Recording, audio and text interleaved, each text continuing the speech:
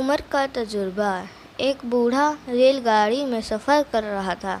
जिस रेल के डब्बे में वह बैठा था, संयोग से वह रेल का डब्बा खाली था। तभी 8-10 लड़के उस कोच में आए और बैठकर मस्ती करने लगे। एक लड़के ने कहा कि चलो रेलगाड़ी के डब्बे की जंजीर खींचते हैं। दूसरे लड़के ने कहा कि देख, यहाँ लिखा है, बिना किसी कारण जंजीर खींचने वाले को 500 रुपये का जुर्माना और 6 माह की कैद होगी।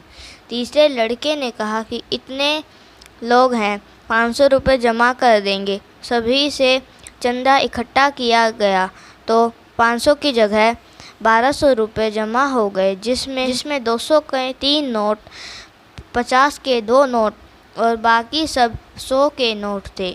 चंदा पहले लड़के ने जेब में रख लिया। तीसरे ने कहा कि अब जंजीर खींचते हैं और अगर कोई पूछता है तो हम कह देंगे कि जंजीर इस बूढ़े व्यक्ति ने खींची है, तब हमें पैसे भी नहीं देने पड़ेंगे। तब बूढ़े ने हाथ जोड़कर उनसे कहा कि बच्चों, मैंने तुम्हारा क्या बिगाड़ा है, मुझे क्यों फंसा रहे हो? लेकिन किसी ने भी उस बूढ़े की बात नहीं सुनी और जंजीर खींच दी गई। जब ट्रेन अचानक से रुकी तो तलाशी करने के लिए टीटी सिपाही के साथ रेलगाड़ी के उसी डब्बे में आए और पूछा कि डब्बे की जंजीर किसने खींची है। इस पर सभी लड़के ने एक स्वर में कहा कि जंजीर इस बूढ़े ने खींची। टीटी गुस्से में बोला कि आपको इस उम्र में ऐसी हरकत करते हुए शर्म नहीं आती? बूढ़े ने हाथ जोड़कर कहा कि साहब, मैंने ही जंजीर खींची है, लेकिन मेरी बहुत मजबूरी थी। टीटी ने उससे पूछा कि आपकी ऐसी भी क्या मजबूरी थी जो आपको जंजीर खींचनी पड़ी? बूढ़े ने कहा कि साहब, मेरे पास केवल 1200 रुपये थे जो इन लड़कों ने छीन लिए।